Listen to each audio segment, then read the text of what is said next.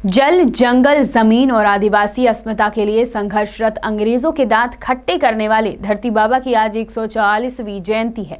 इसी उपलक्ष्य में पहली बार रीवा के एसएफ ग्राउंड में जननायक बिरसा मुंडा जयंती समारोह मनाई गई, जहां पर 10 शहरों से आए अनेक आदिवासी सभ्यता के लोगों ने अपनी संस्कृति का प्रदर्शन नृत्य के माध्यम से दिया। समारोह में आदिम जाति कल्याण मंत्री ओमकार सिंह मरकाम और ग्रामीण विकास मंत्री कमलेश्वर पटेल उत्साह वर्धन के लिए उपस्थित रहे।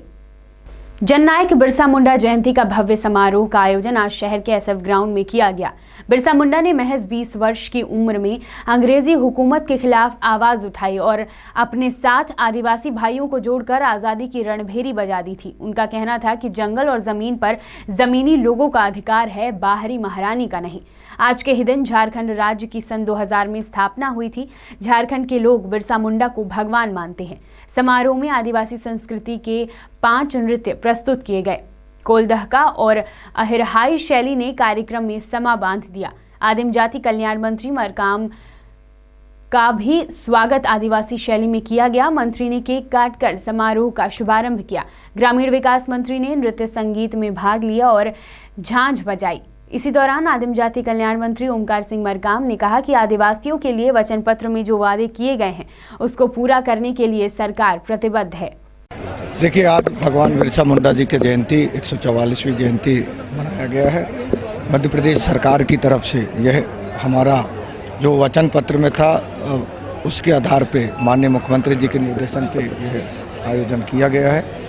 समाज के उत्तरोत्तर विकास, सामाजिक, आर्थिक, राजनीतिक विकास के लिए माननीय कमलनाथ जी के मनसानुसार प्रदेश सरकार काम कर रही है। इस पे हम लोग आगे पूरी तरह से काम करेंगे। आज़ादी के बाद लगातार हमारे लिए विकास के लिए कांग्रेस ने तमाम योजना दी। आप चाहे ज़मीन बिक्री पे देख रहे हैं, इंदिरा जी का निर्णय जो हुआ, आज हमारे आदिवासियों के पास ज़मीन बची हुई है।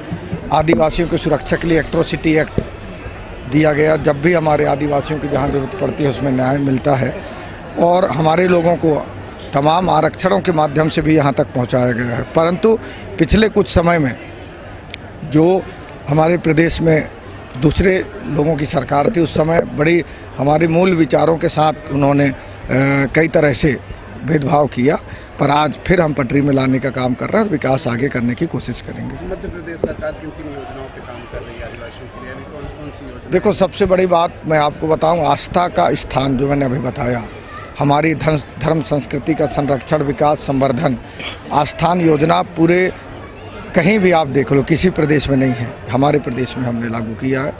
और इसके साथ हमारा जो बच्चों के लिए हमने 12 माह छात्रावासों में रख कर के उनको आगे बढ़ाने का निर्णय लिया है। आदिवासियों के लिए मदद योजना हमारी लागू हुई है।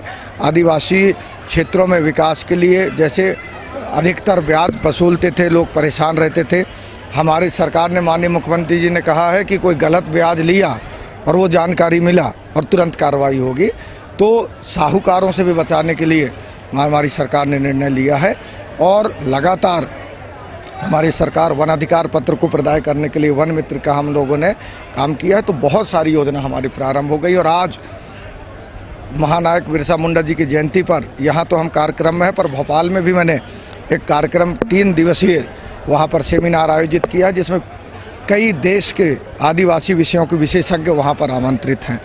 तो वो आज और कल परसों 3 दिन चिंतन करेंगे। अंतर्राष्ट्रीय लेवल में जो चिंतन हो रही है उसको सहेजने का काम मध्य प्रदेश सरकार में हमने किया है और मैं समझता हूँ पूरे देश के अंदर कहीं नहीं हुआ जो हमने अभी भोपाल में इंदिरा गांधी आदिवासी संग्रहालय में चल रहा है, जिसमें बड़े बड़े विद्वान, बड़े बड़े थॉट वाले प्रोफेसर और दूसरे देश में जो लोग हैं वो भी वहाँ आए हुए हैं और 3 दिन वो अपने विचार विमर्श करेंगे और उसके आधार पे जो सलाह होगा उस पर हम काम करेंगे। तो बड़ी बड़ी सोच के साथ हम आगे बढ़ रहे हैं।